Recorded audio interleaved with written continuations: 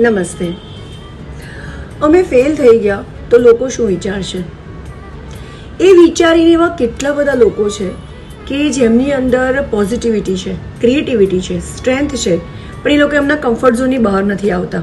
મેં છે ને બહુ ટાઈમ પહેલાં એક જ્ઞાનવત્સલ સ્વામીનું એક પ્રવચન સાંભળ્યું હતું, જેમાં એમણે કીધું હતું કે આપણા આખા જીવનકાળમાં જેટલા પણ લોકો આવે છે ને એમાંથી 80% લોકો ક્યારેય આપણા નથી થતા. એમની વાત તદ્દન સાચી છે. ખાલી 20% એવા છે કે જે આપણને ક્યાંક એપ્રિશિએટ કરે છે.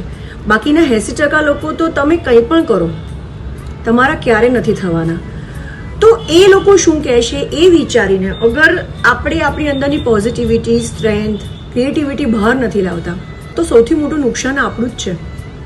મારો પોતાનો અનુભવ કહે છે કે તમે જે પણ કામ કરો તમારા કમ્ફર્ટ ઝોનની બહાર આવીને, જેમાં કોઈનું નુકસાન નથી, જેમાં તમે કોઈને દુઃખ નથી આપી રહ્યા, જેમાં તમે સમાજ માટે કંઈક સારું કરી રહ્યા છો, તો કોઈ એપ્રિશિએટ કરે ના કરે, કોઈ જોડે હોય ના હોય, પણ ભગવાન તો જોડે હોય જ છે.